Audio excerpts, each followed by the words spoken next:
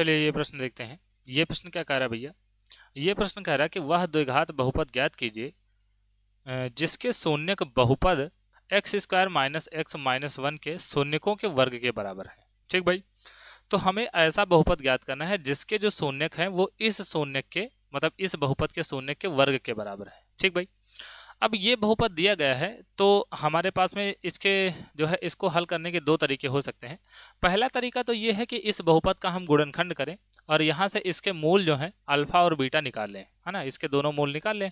और उसके बाद में जो हमारा नया वाला बहुपद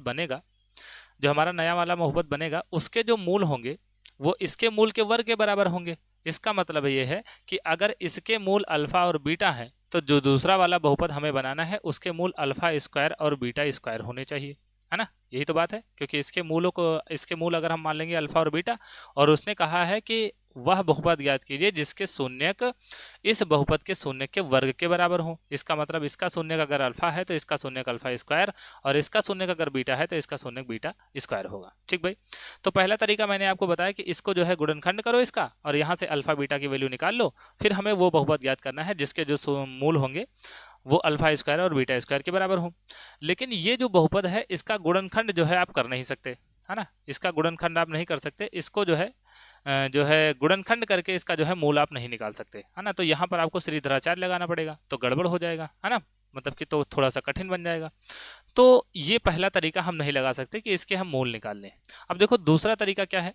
दूसरा तरीका ये है कि हम यहाँ से अल्फा प्लस बीटा, यानी कि इसके लिए जो है इस बहुपद के लिए अल्फा प्लस बीटा और अल्फा इंटू बीटा का मान जो है बड़ी आसानी से निकाल सकते हैं। ठीक, और जब ये पता चल जाएगा तो हम जो है अल्फा स्क्वायर और बीटा स्क्वायर की वैल्यू भी निकाल सकते हैं। ठीक, तो मैं आपको हल करके दिखाता हूँ तो आपको ज़्यादा समझ में आएगा। ठीक भाई, तो यहाँ से हमें एक ये बहुपद ज्ञात करना है जिसके जो मूल होंगे वो एक्स स्क्वायर और alpha square plus beta square गुणे एक्स और प्लस अल्फा स्क्वायर और बीटा स्क्वायर हो। ठीक है, ये बहुपद हमें ज्ञात करना है। और इस बहुपद के हिसाब से हम अल्फा प्लस बीटा अगर देखें, है ना, अल्फा प्लस बीटा देखें तो अल्फा प्लस बीटा होता माइनस का बी बाई ए। तो यहाँ से बी की वैल्यू क्या है, इस बहुपद के हिसाब से ए बी सी की वैल्यू अगर हम देखें, है ना, ए बी सी की वैल्यू अगर हम देखें तो ए का मान क्या है 1 और बी का मान है माइनस का 1 और सी का मान है माइनस का 1। ठीक भाई, तो माइनस का बी बाई ए ये माइनस है और माइनस माइनस का 1 और बटा 1 तो ये हो जाएगा प्लस का 1। और अगर अल्फा इंटू बीटा की बात करें तो ये कितना आ जाएगा भैया, ये सी बाई ए होता है, तो इसके हिसाब से माइनस का 1 बटे 1 ये माइनस का 1 हो जाएगा। ठीक, अब देखो, अब अगर हमें ये बहुपद ज्ञात करना है, मतलब वो बहुपद ज्ञात करना है जिसके शून्य के इस बहुपद के शून्य के वर्ग के बराबर हो, तो हमें alpha square plus beta square की वैल्यू चाहिए होगी और अल्फा स्क्वायर बीटा स्क्वायर की वैल्यू चाहिए।